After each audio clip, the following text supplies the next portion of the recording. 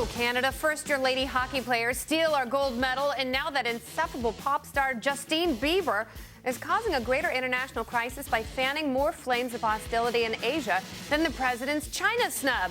Bieber picks a scab by visiting a controversial monument highlighting World War II atrocities, and now Canada's booming middle class has eclipsed our median shrinkage.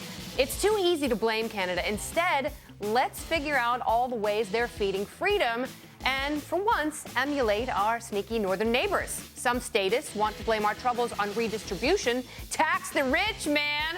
But maybe there are a few lessons that can trickle down from flannel land that might land us back in black with a bulging middle class. Step 1, deport Bieber. Steps 2 through 1,000, that's coming up right here. It's The Independence.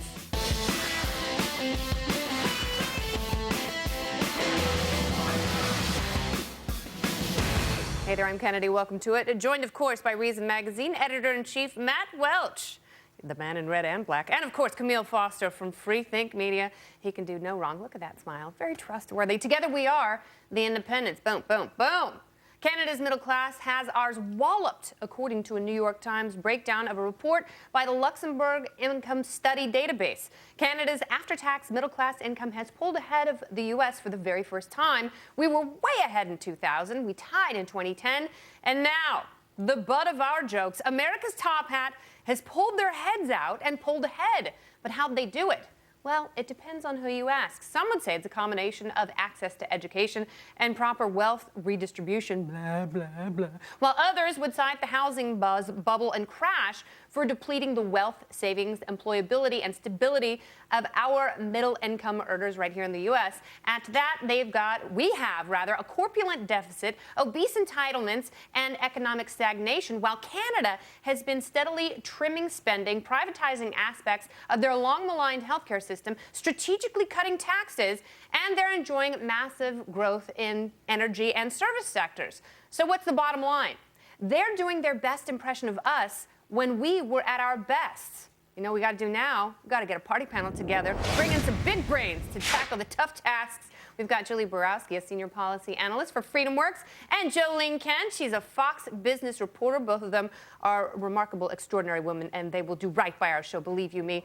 All right, so, Matt, a lot of people are deflated by this news that Canada's middle class is in better shape than our own. But what can we learn from this? I can't, for the life of me, understand the New York Times spin on this story, right? They pitched this very much as, because of their more sensitive approach towards income inequality, which is always the most important thing in modern sort of democratic thought, they're doing better by their middle class here. It ignores that the last 20 years in Canada, beginning in 1994, they were doing exactly what the New York Times despises, which is austerity. It's privatizing stuff, cutting down the budget deficit, or the percent of debt in the budget, from 68% to 29%, balancing budgets for more than a decade consecutively. The World Economic Freedom Index has Canada lapping us in economic freedom. We've been going down the last few years. And so to portray this as somehow they're more sensitive towards income inequality is getting the story exactly backward, as they do when they try to compare the U.S. to places like Sweden, which is also doing well after doing these kind of austerity, pruning back things. So we should be emulating them, yes, but not in ways about raising the minimum wage. We should be pruning down government. All right, absolutely. And you know, leftist economists like to say that when you cut government, it's going to stagnate growth, but Canada is proving the opposite, right? Yeah, and I'm not so sure about that. I was similarly concerned by this New York Times feature. I'm not certain that the data actually supports the conclusions that they're trying to draw. They gloss over a number of really important details. There's not a great deal of talk about the relative unemployment figures for these various countries that they're comparing. We didn't talk a lot about mobility. Are we talking about the same households over time? All of these details are terribly important, but when we talk about inequality, it's this very, very simplistic idea that, oh my God, the rich are getting so much more, and not a lot of evidence as to why this is a serious problem that we should all be concerned about. Is it a serious problem? Should we be high-fiving Canada, or should we be sad and rethinking our party positions? Well, I think it's good that Canada's actually cutting taxes and cutting spending. That's all great. But I don't think the problem is wealth inequality so much as the lack of opportunities in America. We're seeing kids trapped in these cruddy government schools. They can't get out. They can't get a good education. We're seeing Congress wanting to raise the minimum wage, price people out of the job market, especially teenagers and poor people. we're seeing, you need a license for everything in America now these days. If you want to be a hair braider, if you want to be an interior designer, you have to get a government license, which is very expensive. So the problem is that lacking opportunities in America, not so much wealth inequality. And again, that goes to too much government, too much regulation. What about you? I mean, should we be jealous of Canada? Am I wrong to look at them with a little bit of lust? Well, we all do. We love all of their exports, including Justin Bieber, some of us. But I think if you look at it, though, if you look at Canada in terms of opportunity, there are actually a lot of regulations in place. You do have to have licenses to practice certain things that you just mentioned. So I don't think it's so much about that. If you look at the broader economic landscape, if you look at how the U.S. is trying to compete on the global stage versus Canada, it's a completely different ballgame. And I think that's part of what's contributing to the U.S. position, whether the New York Times tone is right or wrong. If you look at how much the U.S. spends on infrastructure, or defense or security even, or looking at all of the different ways that we tackle trade. Our trade relationships are more expensive. So all of that. What about a big oil pipeline? Would that help us enjoy some of the energy growth that Canada has? Well, I think a lot of people would argue yes. There are certain, obviously, people out there that would say, no, it's going to be bad for the environment, and et cetera, even though the Department of State doesn't necessarily agree with that in their latest study. But there's a lot of expenses that are not accounted for in the piece that don't really factor into the larger, how much does this cost? What is our balance sheet look like? The U.S., inherently a much more expensive place to govern and to live in. All right. Well, China's Xinhua news agency, it's basically a state-run mouthpiece, has attacked President Obama as he makes his way through Asia on a China-free visit. The piece called the Obama administration myopic and sclerotic. Those are two wonderfully descriptive terms, and basically insinuated Washington is bipolar, and the mood disorder threatens to tank relations with a very snippy Beijing. So why is there so much animosity, and is the president making a mistake by not going there, Jo Ling?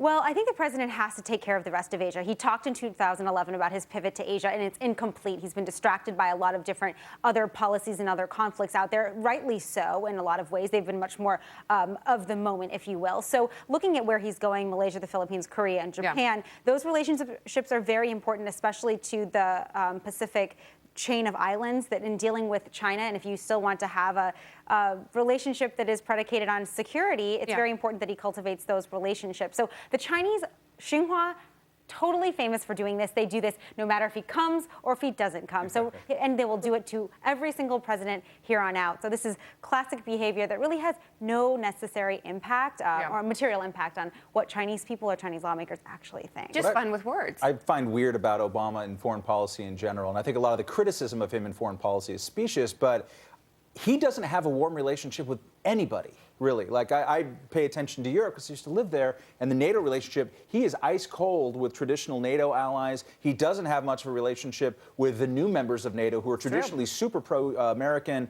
They feel left out by him. And then you think about the pivot to Asia. I mean, is there a warm relationship there that I'm missing? So actually, yes, his personal relationship with Xi Jinping, the relatively new president of China, is actually very good. They've had more bilateral meetings than most other previous presidents. And if you look at their relation, Michelle Obama, the first lady, was just there building very solid relationships at the highest level. So it's actually funny because Xinhua and state-run news media and domestic sort of pro-nationalist media will say one thing, but the Chinese relationship, at least at a bilateral highest level, is not perfect, it's not amazing, but the personal relationship seems to be relatively strong, at least at this juncture. There's a long way to go in terms of policy, though, clearly.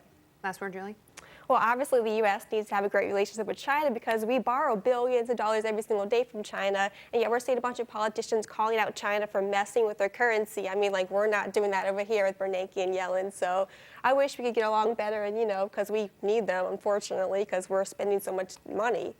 Yeah, but we're ticking them off with the Philippines and Japan. Ooh, those islands. It's going to get sexy. All right, well, we've got some questions for Ambassador John Bolton. How would he hold up to an independence test that has nothing to do with foreign policy? You can find out next. And plus, we've got your hate mail a little later. Why do you love our pain?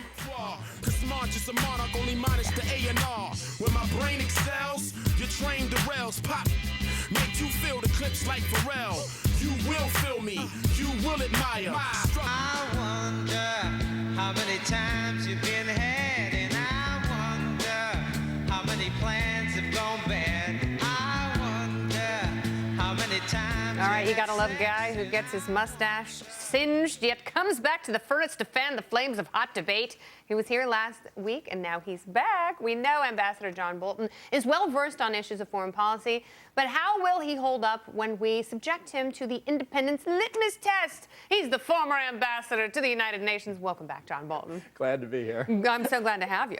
So, you know, a lot of people, when you talk about potential candidates for the presidency, your name comes up now and again. And you don't mind that, do you? You don't mind that chatter? Well, I thought about it before the 2012 election because I felt that national security was not being adequately addressed. It had slipped off the top of the national agenda, and I concluded not to do it in 2012. But my concern about the proper place of America in the world remains very, very high. All right. Well, we were thinking that if you were at some point going to run for president, you're going to have to know more than foreign policy. We know that you're well versed on foreign policy, but how do you stack up with us, at least, on some other issues? Do you mind if we talk to you about And where else would I come to find out, right? Exactly. Exactly. All right. So I like the idea of politicians who want to cut entire departments in the federal government, you know, whether it's the Department of Education or the Energy Department or the Commerce Department. What specific cuts would you make to this bloated federal government? Well, I would take the Medicaid program and remove it entirely from the federal government. I'd give it back to the states. They can fund it at whatever levels they want. I would take Medicare as well, anything else that you can define as an entitlement program, and I'd return them to the normal appropriations process, so that you set a limit on how much we're going to spend on Medicare in any given year and let the Congress debate it. Part of our problem in budget control is the entitlement programs are not subject to the appropriations process. But I think it's more of a cultural attitude that the president has to instill. If you read Amity Schle's biography of Calvin Coolidge, yeah, we had her on for President's Day. Well, a great choice. What he and his administration spent their time doing was cutting the budget bit by bit by bit. He focused on it. As of today, Republican cabinet members recoil in horror when they're told their budget's going to be cut. They go with their bureaucracies. The president has to change that, and you can do it in every cabinet department. $3.7 trillion more or less we've had as a federal baseline of spending the last few years. You know, perfect level? Should it be 3.2? Should we be increasing with the size of population? I think you should look at at expenditure levels for all government, state, local, as well as federal, to try and keep it down to the historic range, at least in post-World War II spending, I'd say 15–16% of GNP. So as GNP expands, then there's room for increased government expenditures. But it's not a dollar amount, it's what share is it taking of the gross national product, because that determines how much freedom is left to the rest of us. All right, so we got a lot of topics to tackle, so let's keep moving. Gay marriage has enjoyed quite a bit of popularity over the last 9 years. A vast majority of Americans, especially those under 35, believe same-sex marriage should be legal. How does future President Bolton feel about that? Well, I said some years ago I favored same-sex marriage. I thought about it for some time. It came up first, really, in the context of don't ask, don't tell in the military. And as I thought about that, I concluded there's no legitimate reason for preventing gay or lesbian Americans from defending their country. And then, obviously, the next logical question is, so how do you feel about gay marriage? My view is that sanctity in marriage comes from religion, does not come from the state. The state does not grant sanctity. So, in effect, even traditional marriage is a form of civil union. And it seems to me the state ought to recognize the reality we have in this country. Doesn't mean I approve or disapprove of anybody else's lifestyle. It's not the function of the government to dictate lifestyle. So I came to the conclusion some time back that I favored it. All right, well, let's push it even further. How about prostitution? What if you have a consensual... No, I don't think that falls in the same category. I understand the argument, but there's too much crime associated with prostitution. Maybe because it's illegal. Human trafficking, for example, people, women and young children in particular, being taken into slavery and sold across international borders. It's still not surprising that that happens in a black market. That's exactly what you would expect to happen when you make the whole thing illegal, isn't it? Well, I think it's also because this is a problem that governments haven't addressed adequately. Even our own government in the Bush administration didn't do enough on international human trafficking. But no, I do not favor legalized prostitution. Energy plan. How do we solve the energy future, or are we solving it already? Well, I think we'd go a long way if we could get the government's heavy hand as much out of energy as possible. I think we can see already the potential in this country, Canada, and Mexico for shale oil and gas, the economic benefit in the United States of allowing fracking more broadly and doing things like building the Keystone Pipeline would be a huge economic plus for here, lowering the cost of energy and therefore the cost of Would you production. offer subsidies and tax credits for alternative energy? No, absolutely not. I mean, I have nothing against algae. Don't get me wrong. If it can fuel the future, that's great. But it ought to demonstrate its market potential. And I think what's driving our energy policy here is an extremist view of the environment. About 20 years ago, I first saw when British economists said the objective of the environmental movement was to equalize carbon footprints per capita on a worldwide basis, which would make our economy per capita roughly equal to Bangladesh. That is the ideology that motivates these people, and it's going to have a disastrous economic effect if the president continues down that road. So you're basically a wildly hawkish libertarian. Well, that's what I've always said, and if I can say to my libertarian friends, the problem too many libertarians have on national security issues Talking to you, Camille. is not recognizing that if America falls, all the rest of this fades away. Perhaps the problem with some of the hawks, on the other hand, is an expectation that you can actually engineer all sorts of outcomes by spending a tremendous amount on your military budget and dispatching soldiers all over the place. We're going to have to continue this part of the discussion another day. Thank you for coming back. I really appreciate it. Glad to do it. Interesting and enlightening. Thank you. Very good. All right, Bill de Blasio has threatened to shut down those wonderful horse-drawn carriages in Central Park, but he's 4 months into his tenure and still full of manure. Has Liam Neeson taken the hot air from de Blasio's balloon? Find out next. Of course.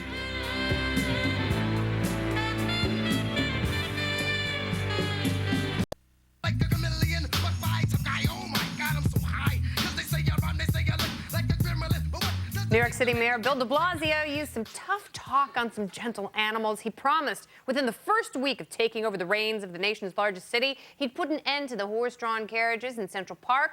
A couple months ago, I went and talked to some of those lovely carriage drivers about the mayor's plan.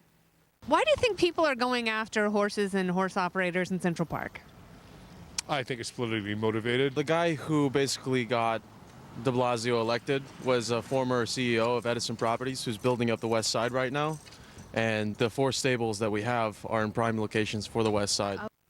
What? Yeah, months later. See, it was all snowy back then. Now it's spring. The horses, they're still here. But the mayor has gotten some resistance from a normally compliant city council. They're feeling the pressure from unions, the operators, and even that handsome and courageous Liam Neeson. Oh, Liam. They were protesting outside his house. What is wrong with you people? Most New Yorkers actually want to keep the horse-drawn carriages. Our panel is back to talk about it. Julie and Jo Ling. How you doing? You getting some texts? Yeah. So, I can't are believe... we going to keep the horses? They're nice and lovely. They're going to keep the horses. I can't believe how small-minded this sort of modern, big city, progressive governance is. Bill de Blasio is a hero to The Nation magazine. They just love him to death. And what did he do? What did he run on? I'm going to crack down. I'm going to close some charter schools and charge them more money. Yeah. I'm going to get rid of the horses in Central Park. And I'm going to raise taxes on the rich, all of which has been blocked now. That entire agenda, what he ran on, is now just gone. It's kiboshed. And what kind of vision is that for the future? It just boggles the mind. My theory here is that Liam Neeson actually called him and he gave him that whole I have a very special set of skills, and unless you back the hell off, I'm coming after you, sir. Which is great. Way to go, Liam Neeson. And who was Liam Neeson in episode 1? In episode 1 of Star Wars. Yeah. I don't remember. Episode 1, 2, and 3. Thanks for It was Seriously? Quadron. Yeah. Seriously? Yeah. I mean, those, we could do without those. Okay, Jar Jar Binks. I totally get it. I get what you're saying. Hey. What? That's mean. It's totally not. All right, so Julie, are the horses going to run free? The horses like to work, by the way. That's what they do. I went and visited those beautiful animals, and clearly, it's like keeping them. I really like to work. What? You can tell. All right. Okay, well, Teleology, obviously, man. This is Aristotle. the real reason is because you got a nice fat check. That's why he wants to ban them. And I think it's a hypocrisy because the New York police use horses too. But I'm a huge animal lover, I'll be honest here, so I'm sympathetic to the argument. I think the horses may work long hours, they often die from heat stroke.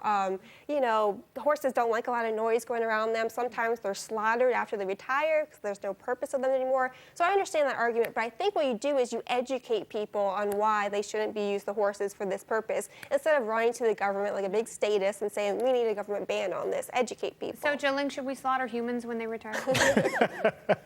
Or should we have humans drag carriages? I mean, I think rickshaws. Excuse me, rickshaws. Technical term. No, I think that it's a tough situation, but overall, given the scope of what the New York City residents are facing in terms of the economic situation, opportunities that need to be created, obviously there's a lot of poverty that continues to be pervasive throughout the city. You know, this is a priority for some people, and that's fine. But there are other big pressing problems. You're absolutely right, and thank you for bringing the perspective. Well, it's very scary. It's every traveler's worst nightmare, being grounded from travel by getting onto the no-fly list. There's little recourse once you make it onto the list, and now 4 Muslim men are claiming the FBI used coercion, demanding the men cooperate, and they were using the no-fly list removal as the carrot for compliance. It's kind of a crazy story. So this is a terrifying tool. If you have a Muslim last name, if you are a young man who's got family in Afghanistan, maybe you're doing horrible stuff over there, maybe you're just going to get married, you end up on the no-fly list, it's really hard to get off. You can't do anything. You have no recourse, there's no transparency about all this kind of stuff. And this is a really important object lesson of what happens when we give law enforcement these tools. There's a whole bunch of people who say, hey, look, I'm not a criminal, I have nothing to hide, there's no problem here. That's not how it works. What happens is, if they have these tools that are unimpeachable, that you can't do anything to ask about it, they will use it to try to extract things from you. We talked the other night about the Rampart scandal in LA. What used that? That was cops telling people, I will deport you and I have the power unless you confess for a crime that you didn't commit. So these things of power are used for people who are in situations in which they have no power. Yeah. It's reprehensible. Yeah, so unless you help us out by being an FBI informant and go undercover at this mosque, we will leave you on the no-fly list. Absolutely, and the effectiveness of these programs, always a question, but something like this, whatever the truth of it, certainly screams about or at least indicates very strongly the need for transparency and accountability for all of these programs, no matter how important they are supposed to be. Yeah, and how could transparency hurt the FBI and their ability to keep certain people from getting on planes? Yeah, it's scary. I believe 21,000 people are on the no-fly zone, no-fly list, and they don't even know until they go to the airport and they, say, "Hey, sir, come over with us." Like, it's scary. Like, can you imagine? I didn't do anything. I'm completely innocent. Yeah. I actually had a coworker that ended up on the no-fly list. He had a very popular name. Yeah. And he couldn't go anywhere. It's like a form of house arrest. He couldn't travel for work because he was on the no-fly zone, and I'm pretty sure he's not a terrorist. Which is kind of a constitutional thing. You have a right of exit from this country. You're supposed to be able to travel around. This says that you can. It's not constitutional. All right, well, panel, thank you very much. Julie and Jo Ling both. Very good. All right, coming up, we have legendary game show host Chuck Woolery. He is here. He's going to talk to us. I'm not even lying about that. But first, this booze sucks. Trump goes nuts. And guess who Justin Bieber offended this time? The Topical Storm is next. Almighty Zeus, send your lightning bolts of greatness into this portion of the broadcast as we may ascend Mount Olympus with an armful of news stories. This is the Topical Storm. Topic number 1. You're already missing the powdered alcohol, and it's not even in stores yet. You want something booze-like without the hassle of drinking. So what is an orally fixated liquor hound like you to do? Suck on this. The company that brought you bacon-flavored lollipops now has a genius invention, lollipops that taste like alcohol. You can lick your day away as you savor the taste of strawberry basil mojito and pretend you're at happy hour as you tease your tongue on the strawberry banana daiquiri flavor. There's even something called the salty dog, which I'm guessing tastes like Pringles smothered in poodle hair. Yum! They won't get you drunk, but they will wet your whistle. First of all, America's great. Second of all, isn't the idea, like, after you've been sucking down the booze, to, like, put a bunch of gum in your mouth so you don't reek of it when you go home to your wife at 1 o'clock in the morning after you went out with your coworkers? Yeah, you don't even have the fun of consuming alcohol. There's no feeling of loopiness, yet you smell like a distillery. One of my issues with alcohol has always been that some of it is just gross and nasty. Tastes like and kerosene. I don't imagine that the taste of it is actually the thing that most people are after when they're drinking. So maybe this is a great idea. Although if he had a Ciroc pop, he'd be all over it, right? A Ciroc, whatever. sir. Get it right. We don't want Diddy coming after us. We don't. Very aggressive. We don't want a strongly worded letter from please. Sean. Topic number 2, Justin Bieber continues his World War tour of accidental offenses. Last year, he ruffled some feathers, signing the guest book at the Anne Frank House, saying the teenage concentration camp victim would have been a big fan of his music. And now he's upset a lot of Chinese fans by showing pictures of himself at a controversial World War II monument in Japan that honors that country's war dead, including military leaders who committed some of the worst atrocities in the Pacific. He tweeted, "Thank you for your blessings," because he thought he was at a religious shrine. He's a dum-dum. He's been raised by opportunistic jackals, and he's been famous for the majority of his life. He is a useless turd nugget under the best of circumstances, but you can't expect an illiterate jackass to have a grasp of history. He's the guy who tinkled in the cleaning bucket while bad-mouthing Bill Clinton. Can't we send him to North Korea? Someone was obviously showing him around, gave him bad information. This is effectively the story behind every single bad Chinese character tattoo that actually means if. Or sometimes it's supposed to mean courageous and brave. She was getting magic, and it really said strange. I want him to have a reality show on the History Channel, teaching, going to famous monuments and talking to the camera. Bieber's history. Gold. Tonight at 9. All right, topic number 3. When cops are having a slow night and they need to make some arrests, where do they go? Empty parks, under bridges, and they wait next to the drive-thru lane at Taco Bell at 2 in the morning because who gets Dorito shell tacos at that hour other than boozy ne'er-do-wells? Well, one of those hungry munchkins was Florida State Representative Dane Eagle. Dane Eagle. You're going to vote for him because his name is Dane Eagle. He was pulling out of the Bell, nearly hit a concrete median, then swerved across the pesky street stripe. He reeked of booze, fell over walking to his car, and refused to take the field sobriety test, telling cops, "I'm good to get home." Good. He later questioned the officer's version of events after he was arrested. But the one thing he did not contest, Taco Bell tastes best when your taste buds are impaired. Isn't that so true? The best quote is, well, there are some decisions that I would have made differently. You think? I would have had the Bell Beefer. Yeah. That's still Yeah, I would have gotten the Taco Bell Grande. Mr. Eagle has perhaps the second best name I've ever heard in my life. The first being, of course, Homer Simpson as Max Power, which was a very good choice. Oh, I thought you were going to say John Bolton. No. Your new best friend. Max Power. Okay, very good. Topic number 4. Ford. Lord knows Donald Trump will never be president, and he's taken that sad realization to Twitter, bitterly noting all of the president's shortcomings. Trump hates Obama, and in his latest tweet, he has a particular brand of vitriol for the president's deplaning strategy. Trump tweets, quote, "The way President Obama runs down the stairs of Air Force One, hopping and bobbing all the way, is so inelegant and unpresidential. Do not fall." Is the Donald being a bit nitpicky here? Why with the president? And is it really unpresidential to bow down the steps of the world's most powerful jet? You agreed with this in the story meeting. You were like, Reagan wouldn't do that. Well, he wouldn't do that. He wouldn't do his what was it, hopping and bobbing? Hopping and bobbing. Hopping and No, bobbing? he wouldn't. He would take in the moment. But it's as though President Obama hates being president so much he can't wait to get off. No. If you are in great shape and you can bound down those steps quickly and show everybody that you got a little something going on. I'm not Gerald Ford. Do it. Absolutely do that. And that's what he did. That's the same. This is, you got to get the hands involved if you're going to do that. We can't do that every night. Can't do the Angry Well, actually, every yeah, night. we can. We can't do it every night. And we should. Yeah. I like it. Bound down the stairs. Go. Do it, sir. Would Charles Payne bound down the stairs? Of course he would. All right. Seriously. Well, I mean, this is the man who invented a dance on our program. Of course he'd bound down those stairs. And he's got his mind on his money and his booty on the stairs. All right, well, we are not far away from your hate mail. Your salty letters have made their way to our human resources director's inbox. He's in a mood. What have you done to us? Plus, the one and only Chuck Woolery will be here to talk to us in 2 and 2. See you this.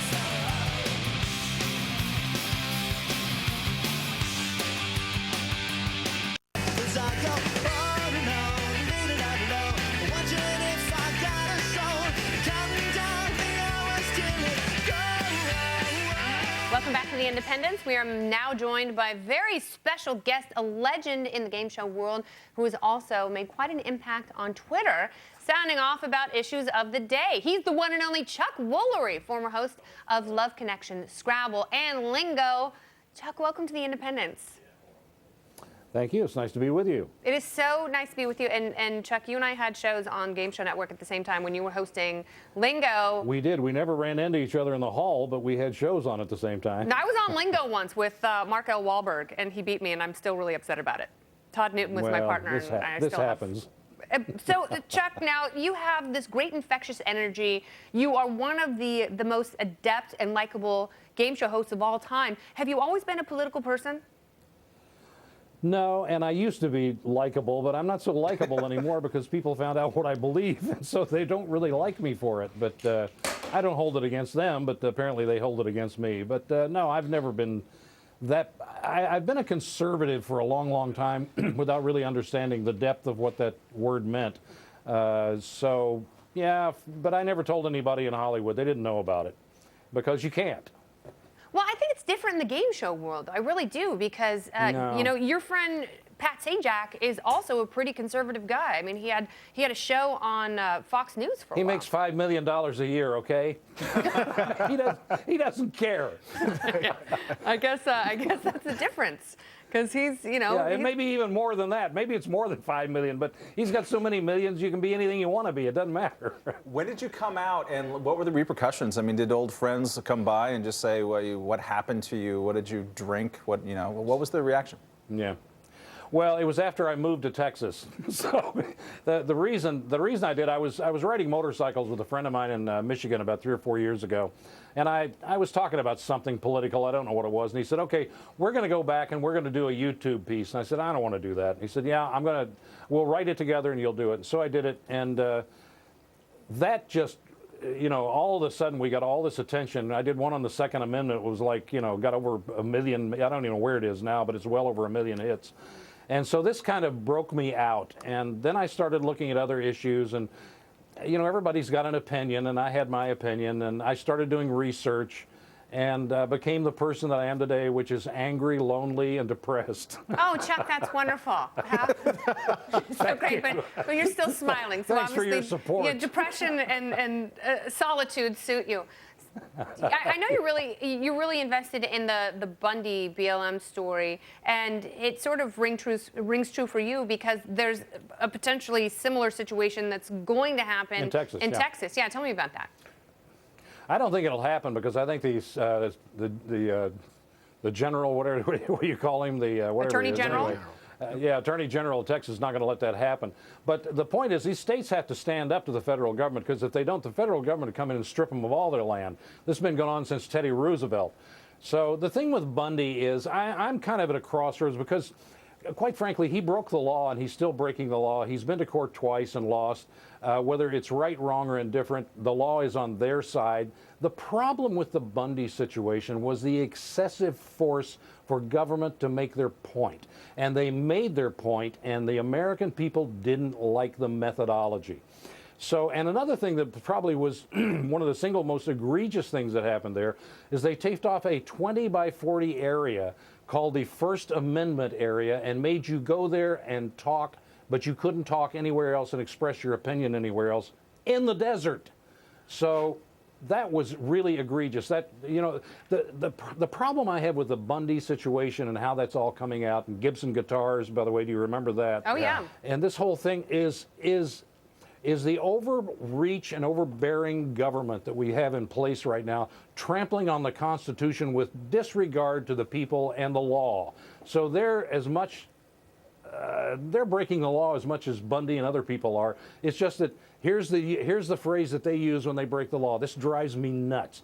They say, well, there's enough blame to go around. So no one ever gets prosecuted, ever. Well, Chuck, quickly, unless it's a sexual crime, then they get prosecuted for that. Quickly, what do you think of the representation, I guess, in the media, in some corners, anyways, of the folks who've been coming down to support Mr. Bundy, in some cases carrying guns? Is that something we should be concerned about?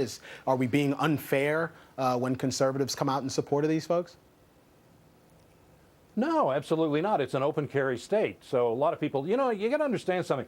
Media are concentrated in big cities. They don't understand open carry laws. If you open carry in a big city, you're going to get put under arrest. But there are lots of places around the country where there are open carry laws, and you can carry openly with no problem at all. Nevada happens to be one of those places. So they're exercising their First, Second, Fifth, 10th Amendment rights.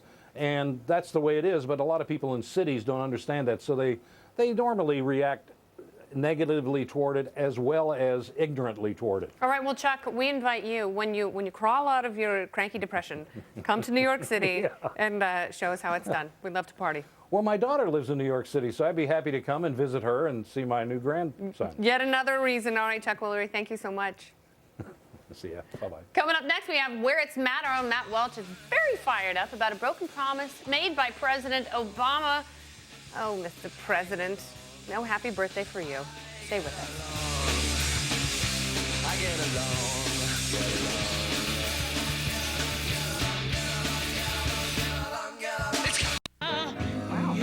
Sound like maybe all right, there are only certain issues where one man can quench our never-ending thirst for knowledge. Our own Matt Welch. That's why we have this special segment just for Matt. It's called Where It's Matt. Now, we are approaching the 100th anniversary of an atrocity that is so horrific, people dare not speak its name. It was an event in Armenia that many acknowledge as I'm going to say the G word, genocide. Many except for the United States government. Matt Welch smells some hypocrisy on this one. Use your sniffer for good, not evil, Matt.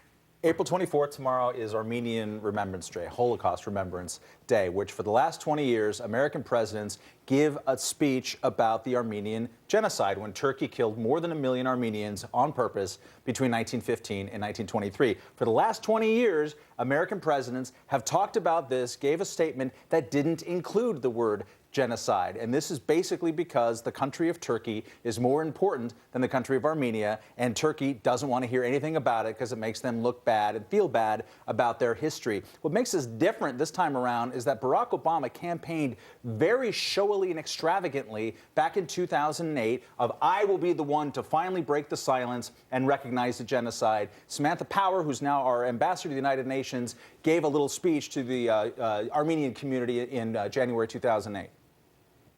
What is amazing about Barack, and as I, a non-Washington person, so gravitate toward, is his willingness to challenge conventional wisdom and conventional Washington, or his very forthright statement on the Armenian genocide, his support for the Senate resolution acknowledging the genocide all these years later, his willingness as president to commemorate it, and certainly to call a spade and to speak truth about it. Obama's quote just a couple of weeks before that was, the Armenian genocide is not an allegation, a personal opinion, or a point of view, but rather a widely documented fact supported by an overwhelming body of historical evidence, and therefore he will recognize it. As soon as he had the opportunity, he did not recognize that. I think there's a lesson here in both hypocrisy, but also in foreign policy interventionism, because what happens is, if you want to project American power abroad, you need Turkey to be on your side. Turkey's a big power. So while you're doing all of these interventions in the name of preventing genocides and for all these good things to happen, you have to bend towards the will of a Turkey which wants to live in the past and not recognize reality. Okay, we know it was a genocide. I mean, clearly it was genocidal, and the Ottoman Empire, especially at the end of their reign, was horrible. All right, we don't have to mince words when we talk about that. But is there a way of preserving the relationship with Turkey and still saying, yeah, it was a genocide? I think that the way you do it is by treating them like an adult and saying, we consider this a genocide, and we will call it this in our historical, the way we talk about things right now. We will not give you the heckler's veto on our own speech. Yeah. You deal with it how you need to. But Turkey wants the president to say, you have to acknowledge that Turks were hurt and killed as well. Which he will. I mean, he actually has in the past say there's a lot of killing on both sides, but it was a genocide. We should not let Turkey dictate our speech. And by the way, if the president during his speech mentions the last name Kardashian, you have to down whatever alcohol is in front of you. It's a new drinking game. All right, coming up, your nasty emails and tweets, 2 minutes hate. That's next. So it's that time again when we here at The Independents take stock of our lives and subject ourselves to your hate mail. Fox Business HR Director Bernie Mac Smith. He's back with us. Welcome, Bernie. Thank you, Kennedy. Hello. I like the beard. Thank you very much. I've been growing it out in the dating scene, and I think it's working very well. I thought you were married. I was. I've been spending a lot of time working on this show, and it's been detracting from the marriage. We're in a trial separation. I don't want to talk about it. Sorry, Bernie. Sorry. Let's get to the mail. Sorry. Okay. The first one you have, you've got to be the most immature business program on TV. Kennedy acts like a 12-year-old. In fact, all of you act like teenagers in and out of breaks. You like to play air instruments and bob your heads with 20-something music. 20-something music. I'm not sure what 20-something music means. Yeah, I don't know. Jason writes, your show is weird. I can't decide if I like it or not, which is this week's positive feedback. Excellent. Good. That's progress. Robert writes, Kennedy, here's a tip for dealing with ideas you don't agree with. Shut the hell up and listen to the adults. Okay. Very good. Jeff says, what's a brother doing on a show called The Independents? Oh, boy. Matt? You talking about Matt? I'm not Kennedy's brother. You're my brother's keeper. The Immaculate Trouser writes, good God, this show sucks. What kind of Faustian bargain will I have to make with Satan to get that hour of my life back? Todd says... I bet it involves Lou Dobbs, whatever. Todd says... Oh, sorry, go ahead. My apologies. Never mind.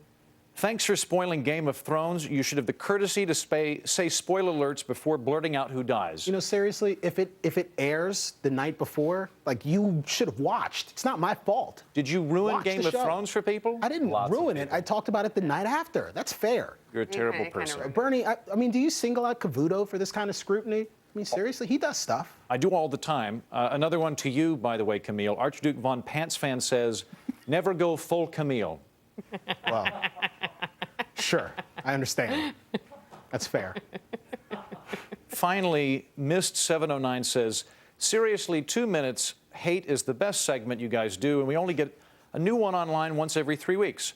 Bunch of chicken, especially you, Bernie. And I am not a chicken. Was that written by a family member of yours? It was actually the original tagline said it was addressed as Kennedy's split personality, but I could not corroborate that using any type of IP addresses, so I just left it as the tagline. Neither one of us, meaning me, wrote that to you, but thank you, Bernie. Good luck with everything, especially the ladies. Thank you. Great beard. Thank you. I appreciate that. Thank you. Thank you so much for watching tonight, at least those of you who write nice things. And make sure you check out our special Friday show, Up in Your Business. We'll talk all about the ways Uncle Sam sticks his nose in your life, from business regulations to nanny state laws, this Friday at 9 and midnight. I hope you're there. For Matt Welch and Camille Foster, I'm your hostess, Kennedalia, wishing you a very good